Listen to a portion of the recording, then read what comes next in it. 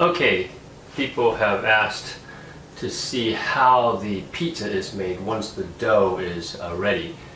First thing I'll point out is I'm using a conventional home oven.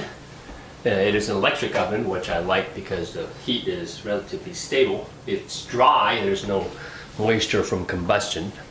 I turn it all the way up, and I heat it in stages. This time I went in a huge stage. Usually I come up 100 degree, 50 degree increments, but I'm putting it as high as it goes before I go to broil.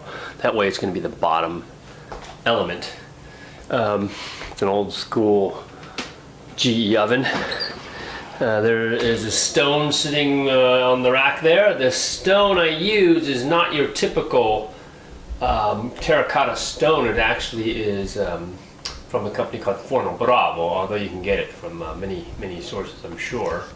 It is made of some material other than terracotta, so it doesn't crack, it's thick. We're going to let that heat up and stabilize for another half hour or so. Okay, after the ball of dough that we had made in the last video have rested, they can rest between, depending on your temperature, how hard you needed them to make the balls. Oh, they'll look like that. They'll rest between 2 and 4 hours, I'd say, depending again on how much you worked that dough when you made the ball. There's an example here. And then what I do is I pick it up out of the pan, or in this case this one was sitting here. It has a soft texture like that, but sticky. So I'm going to roll it in flour like this, just to get it coated so I can work with it. I'll put it on a work surface, and I'm going to define the disc. Okay, so I'm going to press it down, define the edges of the disc. The thing is, after it's rested, there's a lot of bubbles. I don't like these bubbles right here because they're going to burn, and so I'm going to flatten them out a little bit. But I don't want to roll the dough out, push all the air out, so I'm just going to flatten the middle like this. You've seen this happen before in a pizzeria. Okay. The important thing is you have a well-dusted surface and a well-dusted piece of dough, because there's moisture in the dough. The flour dusting is going to absorb that moisture, and then you'll have a stickier piece of dough. The trick is to work relatively quickly. So you're going to take the dough now that I flattened it out, and I'm just going to roll it from hand to hand like this, using my fists or my open hands like that.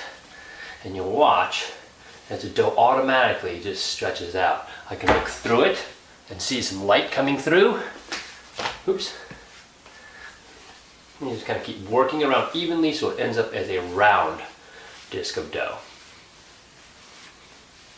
Now, often when you get to the size that you want, relatively thin in the middle, you have to realize you don't want a hole to develop, because if you put sauce on, the sauce is going to leak through the hole and it'll be a mess. There's enough gluten in the flour to keep that from happening, so the structure of the dough is like this. Put a little flour on my surface, and many people work off of their surface like this. And they'll make the pizza, and then they will yank the pizza onto a peel. This is the peel, right? They'll work the pizza, they'll make the pizza, they'll grab the pizza, maybe dust or peel a little bit, and then basically yank the dough onto their peel afterwards. I've seen that happen in Italy, I've seen it happen here in the US. I'm going to show you my method, which I think at home maybe is a little easier. This is the disc size that I probably want. And what I'm going to do is I'm going to work off of the peel. Now, if you work off of the peel, you have to make sure you have enough flour, that's a lot, so that it does not stick. And you have to work quickly, because if it settles down from the moisture, it will stick to your peel, and then you will have a messy pizza. I'll show you a few tricks in a moment. Okay, I elected to make a margherita because it's simple. You might know margherita uses San Marzano tomatoes that are pureed and drained and pureed. That's what I have here. I add a little salt to it. I actually shook a little oregano, which is not authentic, but neither is my oven. Basil, fresh basil, and mozzarella. This is not a buffalo mozzarella, but it's a fresh mozzarella. So I've laid out my pizza here. I shake it to make sure it moves. See it move like that. And I'm going to put on the sauce first. And you watch them do it in a circle and do these numbers, but I'm just going to get it on there. And I don't want to come over the edge, so I'll come to the edge, right? Because if it comes over the edge, it's going to stick to the peel and all kinds of problems will arise from that. Right? The reason they go in this swirly circle is to spread it evenly, and the best pizzaiolos learn to do that. That looks pretty good though. San Marzano tomatoes, the authentic ones, are DOP, which essentially in Italian means it's a protected district, and so therefore it's truly from they are truly San Marzano. They come in a can. Okay, so you don't need a ton of cheese. I just like to spread the cheese out like that. And I've broken it all the curds up. And add some basil, like that.